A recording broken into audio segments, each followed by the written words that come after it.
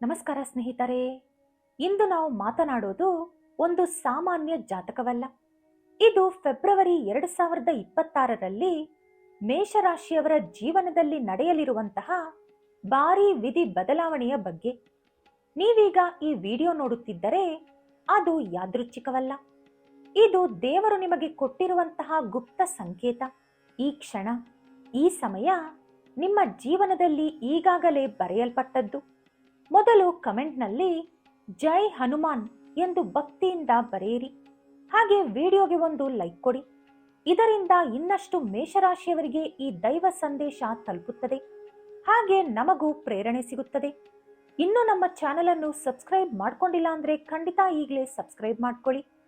ಹಾಗೆ ಈ ವಿಡಿಯೋವನ್ನು ನಿಮ್ಮ ಅಕ್ಕ ನಿಮ್ಮ ಜೊತೆ ಕುಳಿತು ಮಾತನಾಡುತ್ತಿರುವಂತೆ ಕೇಳಿಸಿಕೊಳ್ಳಿ.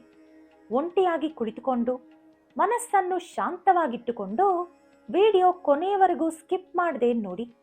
ಕೊನೆಯಲ್ಲೇ ನಿಮ್ಮ ಜೀವನ ಬದಲಿಸುವ ಸತ್ಯ ಅಡಗಿದೆ. ಮೇಷರಾಶಿಯವರು ಹುಟ್ಟಿನಿಂದಲೇ ಯೋಧರು. ಧೈರ್ಯ ನಿಮ್ಮ ರಕ್ತದಲ್ಲಿ ಹರಿಯುತ್ತದೆ. ಆದರೆ ಕಳೆದ ಕೆಲವು ವರ್ಷಗಳಿಂದ ನಿಮ್ಮ ಮನಸ್ಸಿನಲ್ಲಿ ಒಂದೇ ಒಂದು ಪ್ರಶ್ನೆ ತಿರುಗುತ್ತಿದೆ. ನಾನು ತಪ್ಪು ಮಾಡಿಲ್ಲ, ಹಾಗಿದ್ದರೂ ಯಾಕೆ ನನ್ನ ಜೀವನದಲ್ಲಿ ಪರೀಕ್ಷೆಗಳು ಮಾತ್ರ ಇದೆ ಎಂದು. ನೀವು ಹೊರಗಡೆ ನಗುತ್ತೀರಿ, ಆದರೆ ಒಳಗೆ ಎಷ್ಟೋ ಬಾರಿ ಒಡೆದು ಹೋಗಿದ್ದೀರಿ.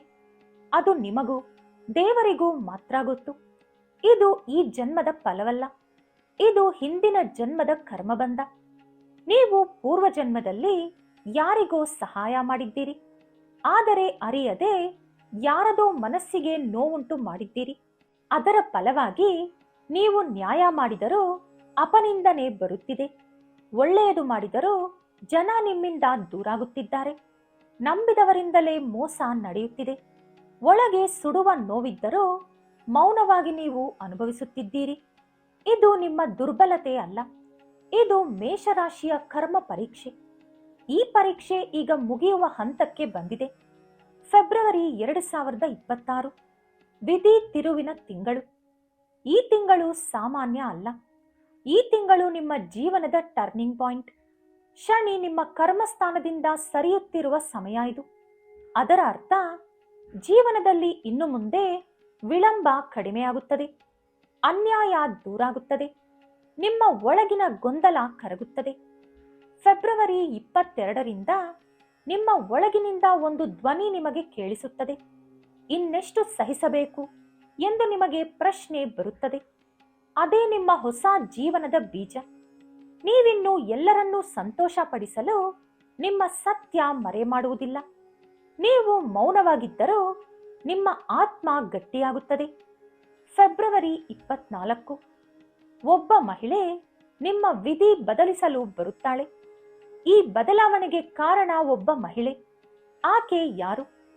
ತಾಯಿ ಇರಬಹುದು, ಪತ್ನಿ ಇರಬಹುದು, ಮಗಳು, ಸಹೋದರಿ ಅಥವಾ ಒಬ್ಬ ಅಪರಿಚಿತ ಮಹಿಳೆ ಕೂಡ ಇರಬಹುದು.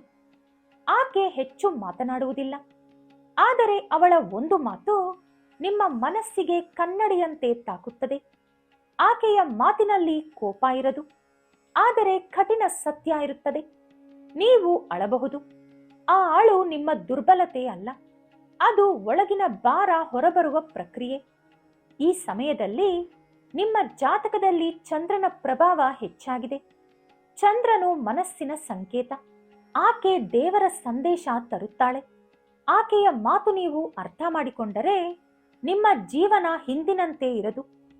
ಪ್ರೇಮ ಜೀವನ, ಸತ್ಯದ ಕ್ಷಣ. ಮೇಷರಾಶಿಯವರು ಪ್ರೀತಿಸಿದರೆ ಸಂಪೂರ್ಣವಾಗಿ ಪ್ರೀತಿಸುತ್ತಾರೆ. ಅದರಲ್ಲಿ ಸಂದೇಹ ಇರುವುದಿಲ್ಲ, ಲೆಕ್ಕ ಇರುವುದಿಲ್ಲ. ಆದರೆ ಇದೇ ನಿಮ್ಮ ನೋವಿಗೆ ಕಾರಣವಾಯಿತು. ಫೆಬ್ರವರಿಯಲ್ಲಿ ಒಂದು ಮಾತು, ಒಂದು ರಹಸ್ಯ, ಒಂದು ನಡೆ ನಿಮಗೆ ನಿಜ ತೋರಿಸುತ್ತದೆ. ಮೊದಲು ಮೌನ. ಆ ಮೌನವೇ ನಿಮ್ಮ ನಿರ್ಧಾರ ಆಗುತ್ತದೆ. ಕೆಲವರಿಗೆ ಹಳೆಯ ಪ್ರೀತಿ ಮುಗಿಯಬಹುದು, ಇನ್ನೂ ಕೆಲವರಿಗೆ ಸತ್ಯದ ಮೇಲೆ ನಿಂತ ಪ್ರೀತಿ ಇನ್ನಷ್ಟು ಬಲಪಡಬಹುದು. ಸತ್ಯದ ಮೇಲೆ ನಿಂತ ಪ್ರೀತಿ ಮಾತ್ರ ಶಾಶ್ವತ. ಇನ್ನು ವಿವಾಹ ಜೀವನ. ಮೌನ ಒಡೆಯುವ ಸಮಯ. ಹೊರಗೆ ಎಲ್ಲ ಸರಿಯಂತೆ ಕಾಣಿಸುತ್ತದೆ, ಆದರೆ ಒಳಗೆ ಹೇಳಿಕೊಳ್ಳಲಾಗದ ಮಾತುಗಳ ಭಾರ ಅಡಗಿರುತ್ತದೆ. ಫೆಬ್ರವರಿ 25ರಂದು ಒಂದು ಸಣ್ಣ ವಿಷಯ ದೊಡ್ಡ ಚರ್ಚೆಯಾಗಬಹುದು. ಮೊದಲು ಕೋಪ, ನಂತರ ಕಣ್ಣೀರು, ಕೊನೆಯದಾಗಿ ಸತ್ಯ. ಇದು ಬೇರ್ಪಡಿಸಲು ಅಲ್ಲ, ಇದು ನಿಮ್ಮ ಸಂಬಂಧವನ್ನು ಶುದ್ಧಗೊಳಿಸಲು ಬರುತ್ತದೆ. ಅಹಂಕಾರ ಬಂದರೆ ಹಾನಿ, ಅರ್ಥ ಮಾಡಿಕೊಂಡರೆ ಸಂಬಂಧ ಇನ್ನಷ್ಟು ಗಟ್ಟಿಯಾಗುತ್ತದೆ. ಇನ್ನು ಉದ್ಯೋಗ ಮತ್ತು ವ್ಯಾಪಾರ, ಗೌರವ ಮರಳಿ ಬರುವ ಸಮಯ. ನೀವು ತುಂಬಾ ಕಷ್ಟಪಟ್ಟಿದ್ದೀರಿ, ಆದರೆ ಗುರುತು ಸಿಗಲಿಲ್ಲ. ಈ ತಿಂಗಳ ಕೊನೆಯಲ್ಲಿ ಒಂದು ಅವಕಾಶ ಬರುತ್ತದೆ. ಮೊದಲು ಸಣ್ಣದಾಗಿ ಕಾಣುತ್ತದೆ, ಆದರೆ ಅದೇ ನಿಮ್ಮ ಜೀವನದ ದಿಕ್ಕು ಬದಲಿಸುವ ಅವಕಾಶ. ಭಯ ಬಿಟ್ಟುಬಿಡಿ, ಈ ಬಾರಿ ಗ್ರಹಗಳ ಬೆಂಬಲ ನಿಮ್ಮ ಜೊತೆ ಇದೆ. ಇನ್ನು ಹಣ, ಉಸಿರಾಟದ ಸಮಯ. ನಿಮಗೆ ಇದುವರೆಗೂ ಅನಿರೀಕ್ಷಿತ ಖರ್ಚುಗಳು, ಸಾಲದ ಒತ್ತಡ ಇತ್ತು. ಈ ತಿಂಗಳಿನಲ್ಲಿ ಹಳೆಯ ಬಾಕಿ ಮರಳಬಹುದು, ಹೆಚ್ಚುವರಿ ಆದಾಯ ಬರಬಹುದು, ಕುಟುಂಬದಿಂದ ಸಹಾಯ ಸಿಗಬಹುದು. ಆದರೆ ಒಂದು ಎಚ್ಚರಿಕೆ, ಈ ತಿಂಗಳಿನಲ್ಲಿ ಯಾರಿಗೂ ಸಾಲ ಕೊಡಬೇಡಿ, ದೊಡ್ಡ ಹಣ ಹೂಡಿಕೆಯ ನಿರ್ಧಾರ ಮಾಡಬೇಡಿ. ಶತ್ರುಗಳ ನಿಜ ಮುಖ. ಫೆಬ್ರವರಿ 22ರಿಂದ 25ರ ನಡುವೆ ಒಬ್ಬರ ನಿಜ ಸ್ವರೂಪ ನಿಮಗೆ ಗೊತ್ತಾಗುತ್ತದೆ. ಮೊದಲು ನೀವು ಶಾಕ್ ಆಗ್ತೀರಿ, ನಂತರ ನಿಮ್ಮ ಮನಸ್ಸಿಗೆ ಶಾಂತಿ ಸಿಗುತ್ತದೆ. ದೇವರು ಮೊದಲು ಅವರ ಮುಖ ತೋರಿಸುತ್ತಾರೆ, ಅಂದರೆ ಅವರ ನಿಜ ಸ್ವರೂಪ ತೋರಿಸುತ್ತಾರೆ, ನಂತರ ಅವರನ್ನು ದೂರ ಮಾಡುತ್ತಾರೆ. ಇದು ಶಿಕ್ಷೆ ಅಲ್ಲ, ಇದು ನಿಮ್ಮ ರಕ್ಷಣೆಗಾಗಿ. ಇನ್ನು ಆರೋಗ್ಯ, ಮನಸ್ಸಿಗೆ ವಿಶ್ರಾಂತಿ ಕೊಡಬೇಕಾದ ಸಮಯ. ನಿಮ್ಮ ದೇಹ ಹೊರಗಡೆ ಬಲವಾಗಿರಬಹುದು, ಆದರೆ ನಿಮ್ಮ ಮನಸ್ಸು ತುಂಬಾನೇ ದಣಿದಿದೆ. ನಿಮಗೆ ನಿದ್ರೆ ಕಡಿಮೆ ಬರುತ್ತದೆ, ಚಿಕ್ಕ ವಿಷಯಕ್ಕೂ ಕೋಪ ಬರುತ್ತದೆ. ಹಾಗಾಗಿ ಪ್ರತಿದಿನ 10 ನಿಮಿಷ ಮೌನವಾಗಿ ಕುಳಿತುಕೊಳ್ಳಿ. ಇದು ಔಷಧಿ ಅಲ್ಲ, ಇದು ನಿಮ್ಮ ಆತ್ಮ ಚಿಕಿತ್ಸೆ. ಮೇಷರಾಶಿ ಮಹಿಳೆಯರಿಗೆ ವಿಶೇಷ ಸಂದೇಶ. ಮೇಷರಾಶಿ ಮಹಿಳೆಯರು ಇದುವರೆಗೂ ಇತರರಿಗಾಗಿ ಬದುಕಿದ್ದೀರಿ, ಇನ್ನು ನಿಮಗಾಗಿ ಬದುಕುವ ಸಮಯ ಬಂದಿದೆ. ನಿಮ್ಮ ಮನಸ್ಸಿನಲ್ಲಿ ಒಂದು ನಿರ್ಧಾರ ಬರುತ್ತದೆ.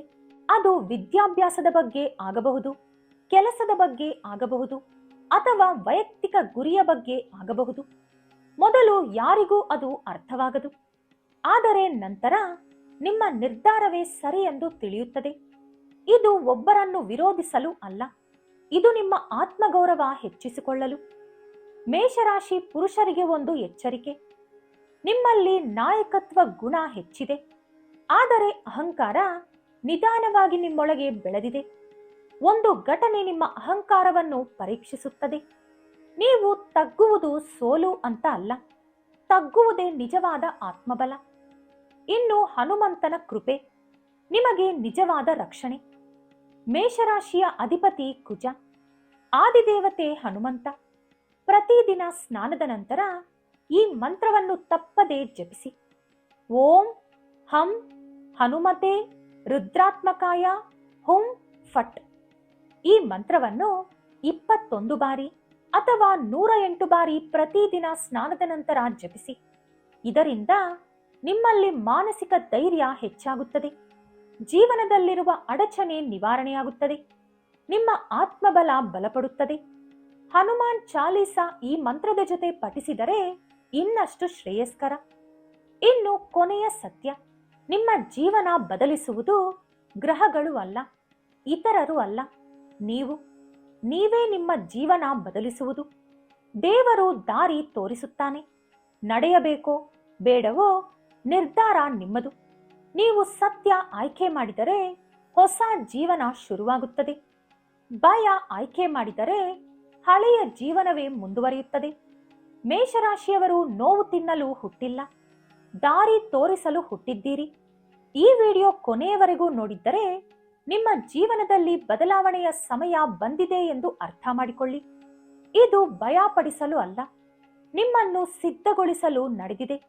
ವಿಡಿಯೋ ಇಷ್ಟವಾದರೆ ಲೈಕ್ ಮಾಡಿ, ನಿಮ್ಮ ಸ್ನೇಹಿತರು ಸಂಬಂಧಿಕರ ಜೊತೆ ಶೇರ್ ಮಾಡಿ, ಹಾಗೆ ನಮ್ಮ ಚಾನೆಲ್ ಅನ್ನು ಸಬ್ಸ್ಕ್ರೈಬ್ ಮಾಡ್ಕೊಳ್ಳಿ. ಮತ್ತೊಂದು ದೈವ ಸಂದೇಶದೊಂದಿಗೆ ಮತ್ತೆ ಭೇಟಿಯಾಗೋಣ. ಜೈ ಹನುಮಾನ್.